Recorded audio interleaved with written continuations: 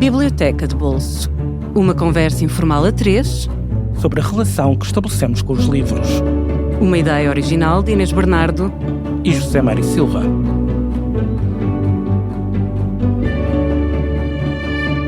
Olá, bem-vindos a mais um episódio do Biblioteca de Bolso, um podcast sobre livros e o que eles nos fazem quando entramos no seu labirinto. O convidado desta semana é Rafael Galo, escritor brasileiro nascido em São Paulo em 1981 e que vive atualmente em Lisboa. Começou por publicar 2 livros no Brasil, um de contos, Réveillon e Outros Dias, e um romance, Rebentar, antes da sua carreira ter sofrido um impulso fortíssimo ao vencer o prémio José Saramago em 2022. O romance distinguido, Dor Fantasma, edição da Porta Editora, introduz-nos a uma peça musical quase impossível de tocar, o Rondeau Fantastique de Liszt. E a um pianista com quem é quase impossível coexistir ou coabitar, Rômulo Castelo, uma das mais odiosas e fascinantes personagens da literatura recente em língua portuguesa. O romance Rebentar foi, entretanto, publicado em Portugal, já na sua nova versão ampliada, embora com menos páginas, fruto de uma depuração que veio com uma maior maturidade literária. Finalmente, já em 2024, regressou aos contos com o volume Cavalos no Escuro, publicado no Brasil pela editora Record, e podemos agora ouvir o Rafael, na Antena 1, no programa 5 à Quinta, uma vez por mês, a falar com pessoas, vamos dizer assim. Olá, bem-vindo, Rafael, e por teres vindo à Quinta falar connosco. Sim. É verdade. Sim, obrigado, Inês, obrigado, Zé Mário, um prazer estar aqui. E sim, gravei hoje de manhã o programa na outra rádio, né, no papel de apresentador, de entrevistador, agora estou aqui como entrevistado, que na verdade eu até prefiro, assim, se tivesse que escolher entre as duas coisas... Preferias estar aí nessa cadeira e não deste lado? Prefiro estar nessa, assim, prefiro... Então... Parece menos... Acho que a responsabilidade do lado de vocês aí é maior, assim, né? Precisa de mais cuidado. Então pronto, a partir de agora relaxa, descansa e nós faremos as despesas da casa. Até porque hoje vamos falar de coisas fáceis, que são os livros que causaram alguma impressão na tua vida e com os quais tu tens relações. Vamos descobrir se de amor, se de ódio, repulsa ou atração. Esta primeira escolha que fazes, que nos trazes, é o Grande Sertão Veredas, de João Guimarães Rosa, um grande clássico. Sim, e é um livro... Eu acho que é um livro de primeira grandeza, assim. Eu acho que... Aquela história de sempre, né? As escolhas do que entra no panteão, no cânone mundial, ou a que se dá mais atenção, estão sempre envoltas não só pelo mérito da própria obra, mas também por relações sociais, econômicas, de poder, etc, etc, né? Mas eu acho que não fosse o Brasil um país, né, mais à periferia desse cenário internacional, e a língua portuguesa também, de uma certa forma, quer dizer, não é uma língua com tanta hegemonia assim, o Grande Sertão, para mim, certamente estaria ali junto com Don Quixote, junto com Crime e Castigo, junto com Moby Dick, esses livros que eu acho que são, né... Os pináculos da criação literária. Exatamente, assim, né, que qualquer eleição provavelmente incluiria, assim. Eu acho que o Grande Sertão é um desses livros, assim, para mim, sem dúvida, assim, um livro muito forte, muito potente, que parece que o mundo inteiro está ali, sabe? Que eu acho que é o diferencial desses livros, né? Assim, quer dizer, nenhum livro pode conter o mundo inteiro nos fatos e eventos e personagens, né? Mas naquela história que eles escolheram e a forma como é tratado, aquilo reflete ou reverbera para o que é o mundo inteiro, assim. E eu acho que o Grande Sertão, em alguns aspectos, até mais do que esses outros livros, assim. Eu lembro que eu li o Moby Dick um tempo depois, assim. Eu li o Moby Dick mais ou menos recentemente, né? Quer dizer, li quando eu fui escrever O Dor Fantasma. E é um livro que eu acho que é o mais, talvez, mais irmanado, assim, ao Grande Sertão, né, em muitos aspectos. E olha, com o risco, assim, Quer dizer, eu não vou iniciar uma celeuma, porque a literatura não dá muitas celeumas por aí, mas eu acho que o Grande Sertão... É superior. É superior.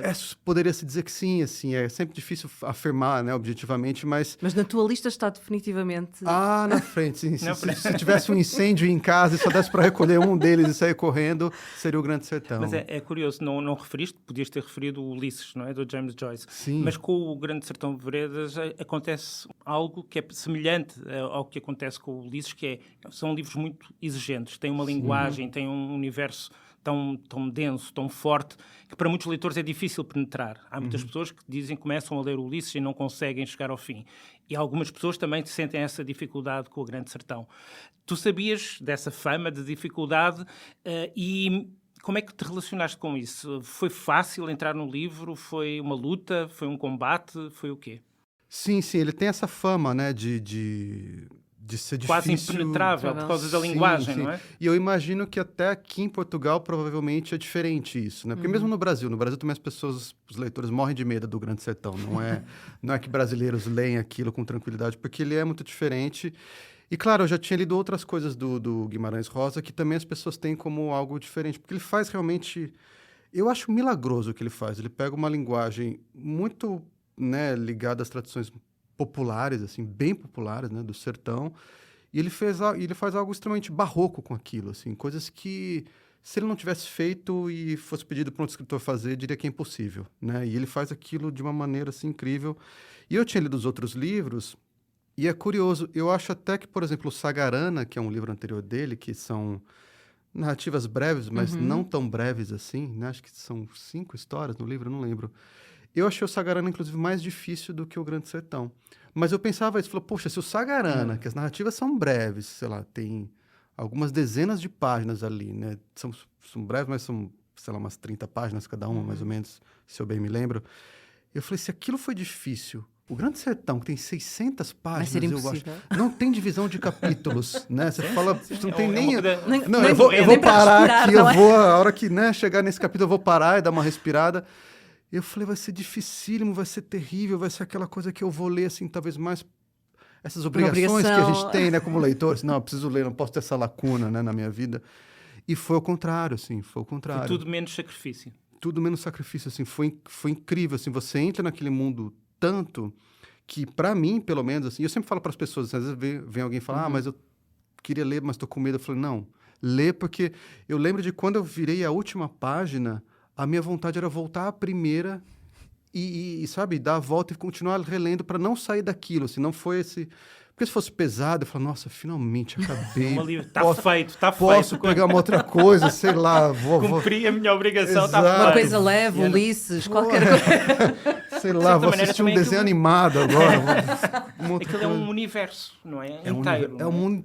Eu acho que, de novo, assim, é um dos livros mais com essa sensação que, para mim, que eu tive assim, Quase puxa, total, tá o mundo não é? inteiro aqui, tá o amor, tá o medo, né, quer dizer, Grande Sertão, Veredas, para quem lê o livro sabe, o Grande Sertão, símbolo da vida, né, e de tudo que a vida pode ser, e as veredas são esses pequenos caminhos, e essa grande questão existencial que é, você pega essas escolhas, esses caminhos, e você não pega os outros, e isso vai formar a vida, e você vai ficar sempre se perguntando, tá, e se tivesse sido diferente? Que acho que no livro, o grande, assim, epicentro dessa pergunta é o amor com o Diadorim, né? Que não se realiza e depois, enfim, não vou contar o final, mas... Sim, Mas são embora dois seja- jagunços, não é? Dizer, tem não é? essa questão toda e, enfim, acho que a maioria sabe, né? E os jagunços também são um certo estereótipo de masculinidade, não é? E que Sim, fica sim. ameaçada por Exato, essa quer dizer, amizade, não é? que não pode. Naquele universo é impensável Exato. dois homens se amarem, né?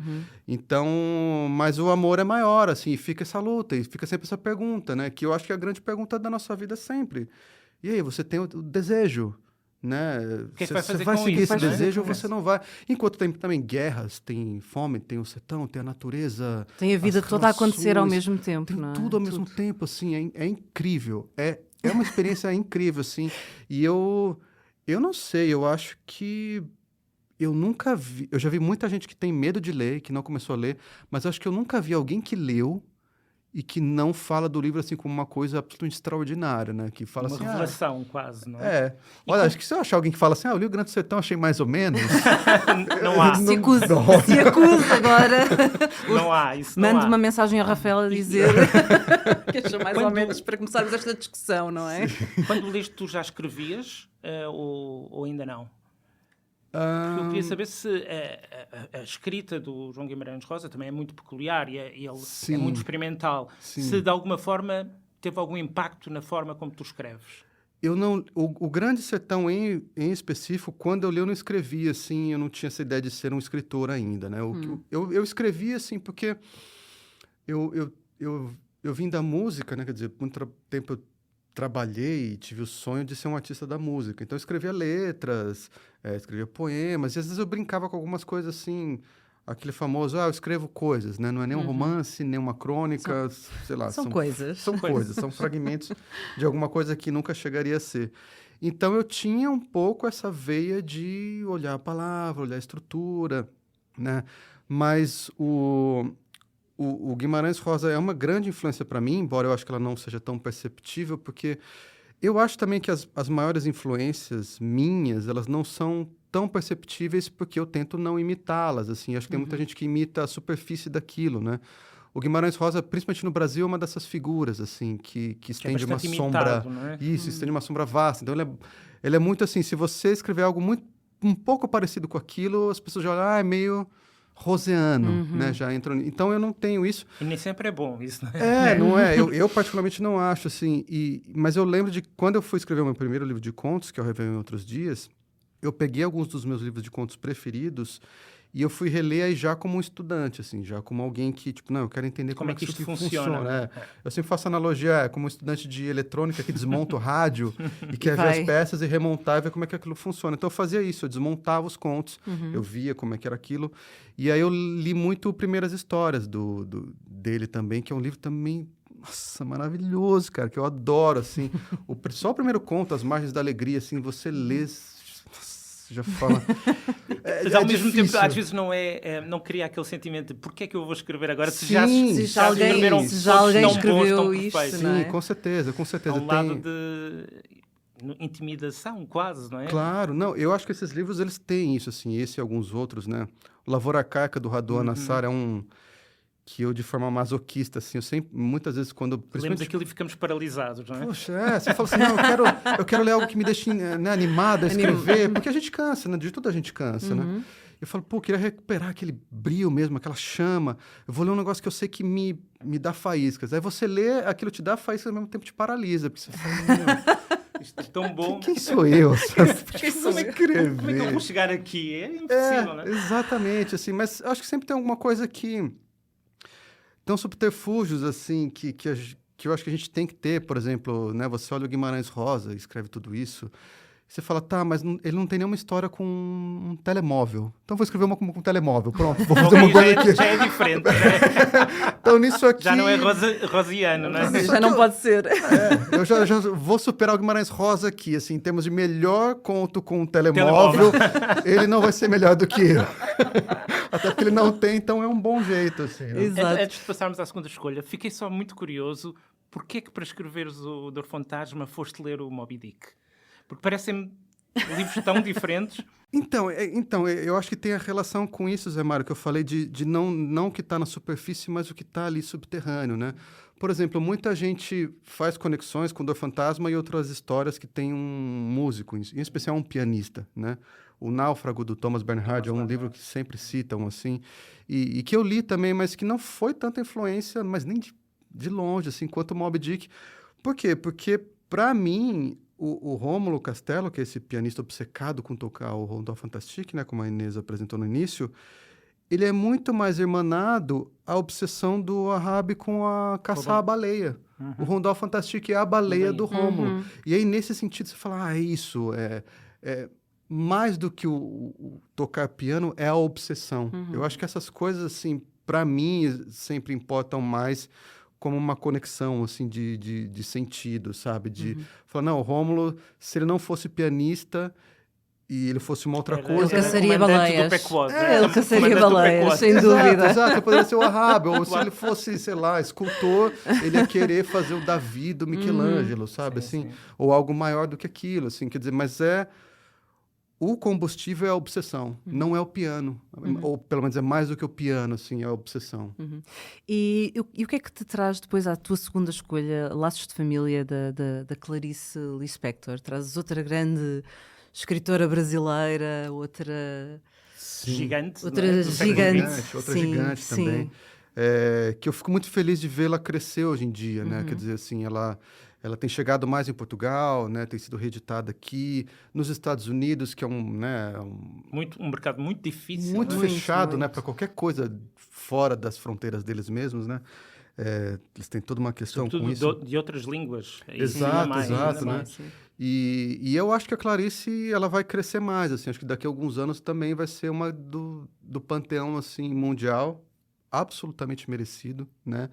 E ela é uma dessas escritoras também, eu falei desses livros que eu peguei para estudar como estudante, o Laços de Família foi um deles. Que é um livro de contos, não é? Que é um livro de contos que eu reli não sei quantas vezes, assim, em oficinas que eu dou, eu sempre uso um conto, A Imitação da Rosa, que é outro conto, assim, também, que eu já li, sei lá, até por dar oficinas, acho que eu já li umas 20 vezes. Já sabes quase de cor, não? Quase. Já desmontaste, Já desmontei, já remontei, mas sempre... E não sobraram peças no fim. Não, mas sempre tem uma pecinha nova, assim, que você fala, puxa, mas olha esse fiozinho na 21ª leitura só que eu fui perceber, assim, né?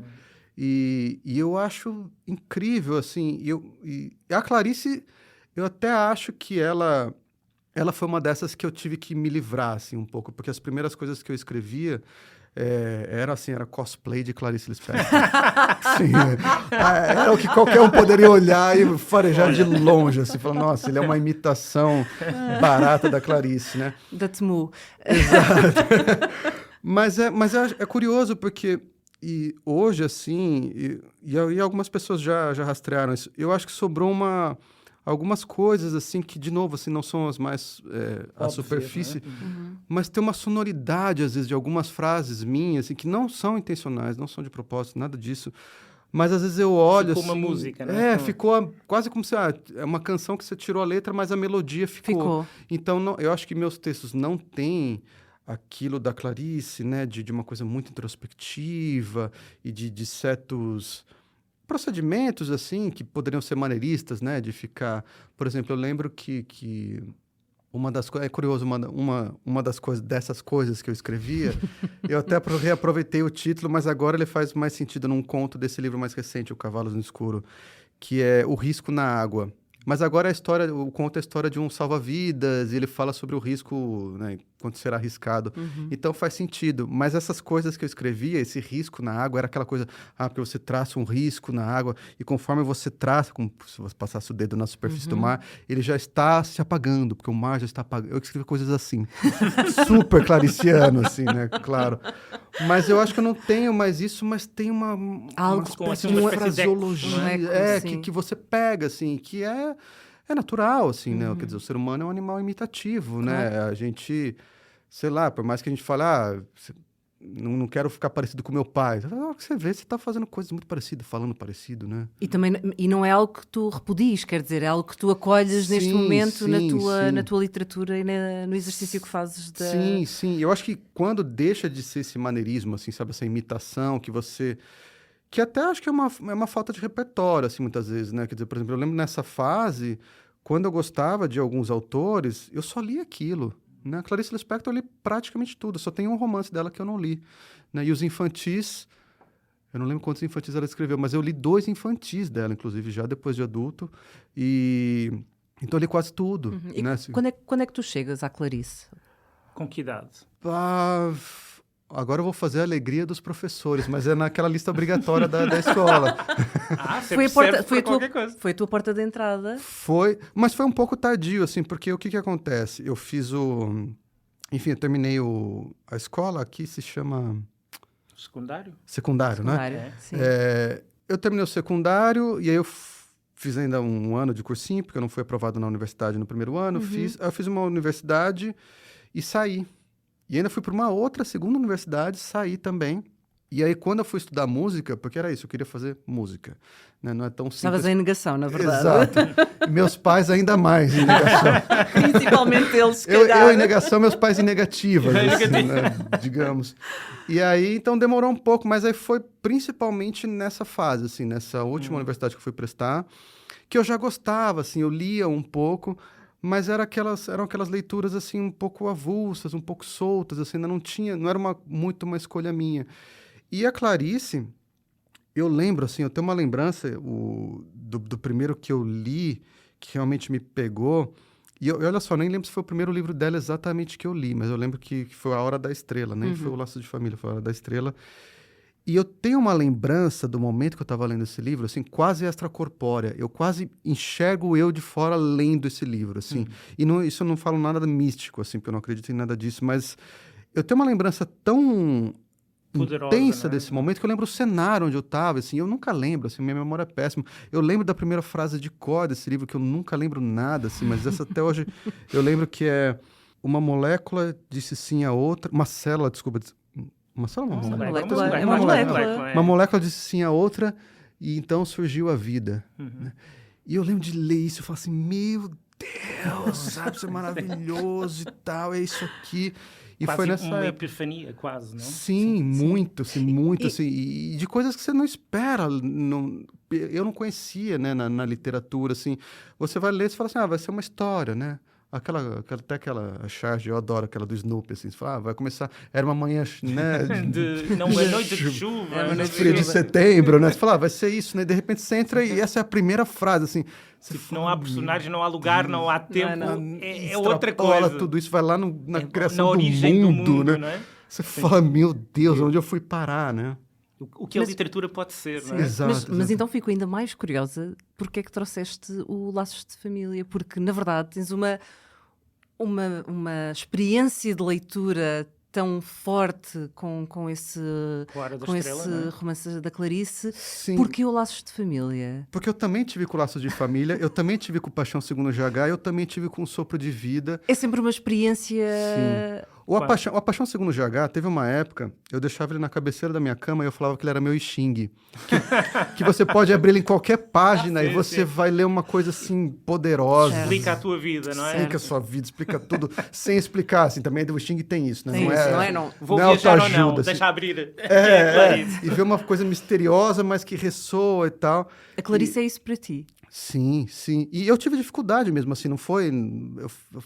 Teve dias, assim, quando vocês pediram, né, pra escolher, eu falava, eu vou colocar vou colocar o Paixão Segundo GH, porque teve tudo isso. Não, vou colocar o Sopro de Vida, porque acho que foi o que mais me emocionou no final, assim. Eu lembro, eu acabei um Sopro de Vida, assim, eu chorava sem parar, assim. Isso nunca me aconteceu com um livro também. Eu falei, tenho que escolher algum. E aí eu pensei também por essa questão dos contos, sabe? Que eu acho Quase que... que dava para fazer um programa inteiro só Só com a com a Clarice. Clarice. Só com a Clarice. Sim, com certeza, com certeza. Vamos fazer outro só sobre Clarice. Exato. Não, eu poderia fazer um podcast em que cada episódio eu falo de um livro da Clarice. Chato. Assim, Comprado. vamos. Comprado. Vamos então. Mas aqui no Laços de Família, tu disseste que já deste, ou ensinaste, ou desmontaste contos do livro em ateliês de escrita, etc. Se tivesses que escolher agora um conto do livro... Ô, Zé Mário, é difícil escolher um terrível, livro. terrível. Vamos falar de outra Não, mas coisa. vamos lá. Só para, se calhar, para os ouvintes também terem um bocadinho uma ideia, Sim, explicares claro. um bocadinho Ou então- um dos contos. Ou então se tivesses de fazer deste livro o teu I Ching, Qual seria? Em qual é que abriria? em qual é que abririas? Porque os ouvintes também podem fazer o mesmo, não é? Tá. Podem repetir. Claro. Olha, de novo, assim, também é muito difícil, assim. Eu vou escolher uns pensando no outro. Pô, mas tem aquele também. Mas eu acho que A Imitação da Rosa é um bom conto, assim, e eu levo em oficinas também por conta disso, porque a Clarice também é uma escritora que às vezes algumas pessoas falam, poxa, não consegui entrar naquilo, não entrei, né, não funcionou. E eu acho que Imitação da Rosa, ele é um desses contos dela que consegue ser muito profundo, mas ser um pouco mais amigável à leitura, assim, né? Quer dizer, ele tem mais uma história, assim, né, que é a Laura, que a gente não sabe muito bem o que aconteceu com ela, mas a gente sabe que a gente infere que ela teve um problema psiquiátrico, que ela chegou a ser internada, e que ela voltou, e ela está tentando voltar a ter uma vida normal, entre aspas, né? E corresponder àquilo tudo que é tido como normal, e especificamente de uma mulher daquela época, assim, que é outra questão, assim, que eu falo às vezes em oficinas também, que eu acho que hoje tem sido um assunto, que é um grande texto feminista contra o machismo, contra o patriarcado, mas você não vai encontrar nenhuma dessas palavras lá. Nenhuma delas. Assim. E você não vai ter aquela mensagem que eu acho que hoje as pessoas estão tão preocupadas de serem tão frontais, diretas, que não deixam dúvidas do ethos da coisa, assim. Mas que, inclusive, uma personagem que quer corresponder àquilo, quer ser a mulher ali, a esposa perfeita, dona de casa, tá falando nessa chave, mas você percebe o tempo inteiro que o conto está justamente criticando isso, está justamente mostrando o quanto isso é um problema e que isso está, de fato, causando um rompimento interno na mulher, inclusive, né? Isso eu acho muito poderoso, assim, sabe? Porque quando você fala e você chega com a palavra, que é uma bula de instruções muito direta, às vezes também ela fecha, ela não... Ela tranca ali. É uma camisa de forças que não te deixa Exato, também ela explorar outras veredas, outras... Exato, ela não vai ser outra coisa. O conto, é um conto contra o patriarcado. Ok, ótimo, bom, acho importante, mas ele não vai ser outra coisa além disso. Sendo Isso é outras coisas. Sendo que ele é isso, né? A Imitação da Rosa é isso e mais coisas, né? Fora a qual é que eu escrita. escolheria? O Búfalo. O Búfalo também. O Búfalo é... Não vamos enumerar, porque vamos fazer outro podcast só sobre Clarice e partimos os Rápido, mas contos. os meus 3 seriam A Imitação da Rosa, O Búfalo e Amor. Pronto, então estamos bem, estamos todos bem. a dar um aperto de Estamos mão. todos bem. Eu estou demasiado longe, não consigo dar apertos de mão neste momento, mas Os 3 Concordo, são incríveis. incríveis. vamos dar o pulo para o último livro, que se calhar alguns poderão achar o clichê de teres escolhido. Sendo um prémio... Sendo tu um prémio Saramago, trouxeste um Saramago. Claro. Trouxeste o ensaio sobre E não a é cegueira. só por uma dívida de gratidão, imagina. Não. É porque eles me caçam o prêmio. Isto é uma cláusula. Tem uma Se não cláusula falares lá. do Saramago, tiram-te o prémio. Tem todo um problema lá, me chamam para uma reunião. Capaz até de minha residência aqui em Portugal. Imagino que se tivesse Posto em lido, causa. já tinhas lido o livro antes de ganhar o prémio. Imagino. Já, muito antes. O ensaio sobre a cegueira é mais ou menos... Quer dizer, não são exatamente os 3 da mesma fase, mas são todos prévios a esse projeto de ser escritor, assim, né? O Laços de Família é a primeira vez, depois eu fui reler, né, já querendo escrever. O ensaio sobre a cegueira depois eu reli também algumas vezes, mas são antes, assim, acho que são muito livros dessa juventude, talvez juventude um pouco tardia, assim, não a juventude no sentido, o adolescente, ou um pouquinho, né, jovem recente, assim, uma juventude já aquela mais de 20 e poucos anos, assim, que você já tem mais as suas escolhas, já quer ler aquilo por uma outra questão, já tem toda uma outra relação. Há uma intenção por trás destas 3 leituras, da tua Sim, parte, do Rafael jovem, Exato. Mais intencional e menos errático. Exato, menos assim, eu estou lendo porque isso Porque caiu apareceu, no meu caminho, assim, né, de alguma forma ou de outra. Eram mais escolhas minhas. E, ao mesmo tempo, acho que ainda tem aquele encanto, né, da juventude, assim, quer dizer, quanto mais a gente cresce, né, mais a gente conhece coisas, mais lê, vai ficando mais difícil, assim, né, com tudo, né, música, tudo isso vai ficando mais difícil, algo que realmente te arrebate, assim, né, você acha maravilhoso, você acha muito bom, mas você... Encher as medidas, não é? Como se costuma dizer. Exato. Vai ser mais difícil. Não é? Exato, Claro. você fica assim, é muito bom, nossa, é lindo, maravilhoso, mas o arrebatamento é mais... você chorar sozinho, você, né, ler e você lembrar onde você estava quando você leu, ou ler uma frase, fechar o livro e falar assim, meu Deus, sabe? Houve momentos desses durante a leitura do ensaio sobre a cegueira. Sim, muitos. E eu acho que o Ensaio sobre a Cegueira, ele é um livro que ele me marcou muito, assim, também em muitos aspectos. Até numa visão de mundo, assim, né? Que até hoje, assim, eu olho para muitas coisas, hoje em dia, particularmente, né? Cada vez mais frequente, e falo, nossa, isso é ensaio sobre a cegueira puro, assim, né? Puro, né? Esse é um outro livro que eu acho que está o mundo ali também, né? Assim, eu acho que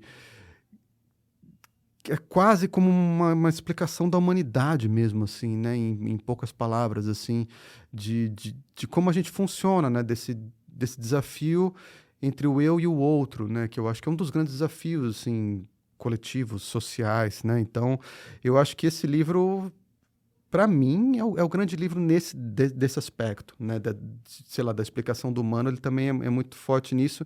E até hoje, assim, eu acho que ele tem uma condução narrativa, assim, muito acertada, muito perfeita, assim. Eu acho incrível, porque eu lembro de ler e depois relendo, assim, também já conhecendo a história, mas sempre pensando, se eu ler de novo agora, vai ser sempre esse espanto. E eu sei que o Saramago teve um pouco esse problema, porque ele escreve sobre isso no Cadernos de Lanzarote, né, aqueles diários dele, que é difícil. Você pensa, ok, é uma história sobre uma epidemia, todo mundo fica cego.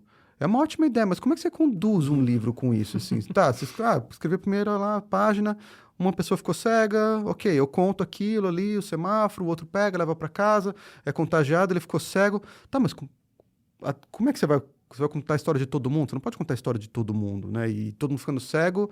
E aí, o que vai acontecer? E ele vai conduzindo isso, né? Com a coisa do antigo manicômio, que ele fecha ali, então ele reduz de novo, depois tira dali de novo e mostra de novo o mundo. Cara, é muito perfeito também já aquilo. tentaste desmontar, porque é mais difícil desmontar um romance do que um conto. Do que um conto, imagina. Sim, é verdade. Já sim. tentaste perceber como é que é a mecânica Já. ficcional? E é uma dessas coisas que eu acho que todos esses, assim, quando você desmonta, acho que acontece o mesmo com os estudantes de eletrônica. Acho que todo estudante de eletrônica que desmonta um rádio provavelmente respeita muito mais o rádio, assim, do que qualquer cidadão comum, assim, que simplesmente liga e fala, isso aqui sai som, e é rádio, é isso que ele faz. De repente você fala, cara, como é belo, como não é belo, quase mágico isso, assim, sabe? Como isso funciona, porque é realmente incrível, assim, porque uma coisa que eu particularmente tenho, assim, e às vezes quando eu converso com outras pessoas, eu até tenho um certo medo de perguntar, mas eu sei que para quem escreve, aquela história que você cria, assim como a vida, sempre poderia ter sido outra, né? E você faz escolhas que depois, enfim, não pode ser as duas coisas ao mesmo tempo, né? Quer dizer, se o seu protagonista tem um filho, não pode ser um protagonista que não tem filho nenhum, né? A não ser que aconteça alguma coisa, mas ainda que aconteça, que o filho morra, ele vai ser um protagonista que tem um filho que morreu, né? Ele não pode ser mais ser alguém que nunca teve filho. Então tem essas escolhas, eu sempre fico pensando, puxa, podia ter sido diferente, sabe? Podia ser tão diferente. E o ensaio sobre a cegueira é esse que você parece, cara, todas as escolhas foram perfeitas, assim, não tem... Isso eu não falo por causa da reunião com o comitê do prêmio, não. Nossa, não tem... acho que esses três, mas assim, é um dos poucos livros que eu olho, assim, falo, não, se eu quisesse achar um defeito, assim, no livro, eu poderia achar, sei lá, alguma frase, um cacófato que escapou ali no meio, mas de criação narrativa, assim, eu acho realmente irreparável, assim, não tem nada que eu falo, poxa, teria sido um caminho melhor ir para lá. E é curioso falares dos caminhos, porque o livro chama-se Ensaio, não é? E Sim. o ensaio é isso, tentar de uma maneira, tentar de outra, e é isso que ele também vai fazendo com esta distopia espantosa, não é? Sim.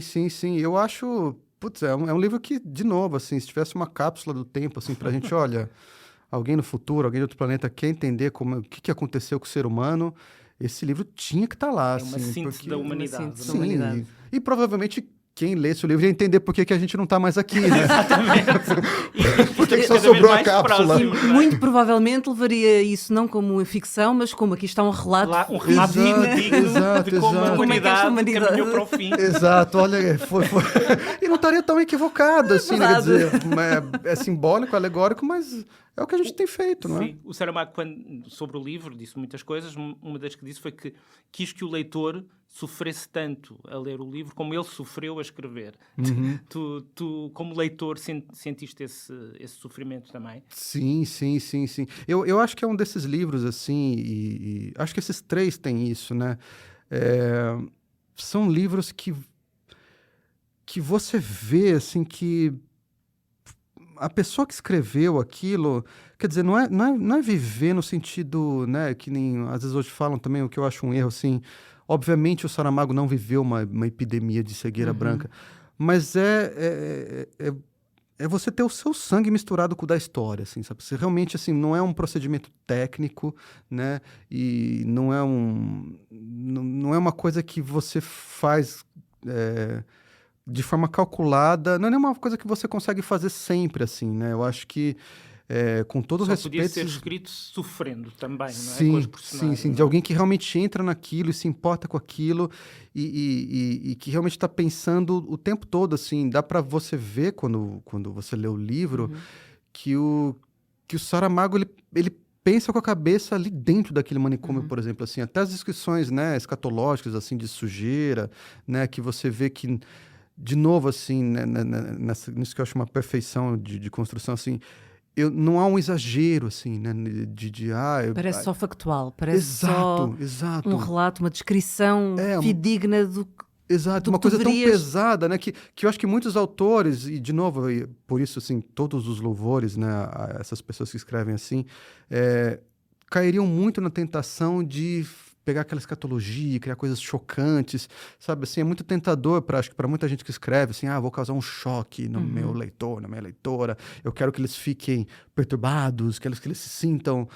E você vê que não tem esse, eu quero que você se sinta, né, incomodado, assim... Isso é incômodo, eu já estou sofrendo, isso já é sofrido, já está dado, assim, né? Se eu sofrer junto com aquilo, já pronto, eu não preciso colocar mais, né? Até porque colocar mais é fácil. Sim, O difícil é tu... É esse equilíbrio. É segurar. É isso. Milagroso, não é? Exato, milagroso. Quer dizer, aquela cena, por exemplo, que acho que é a cena mais chocante do livro, provavelmente, né? Da violência sexual contra as mulheres, assim, né? Não tem exagero nenhum naquilo, né? Quer dizer, não tem um choque, não tem não é gratuito, não é gratuito, não tem uma romantização. É tudo aquilo que você olha e você pode sentir, puxa, é muito absurdo isso, mas você fala, cara, é isso que ia acontecer.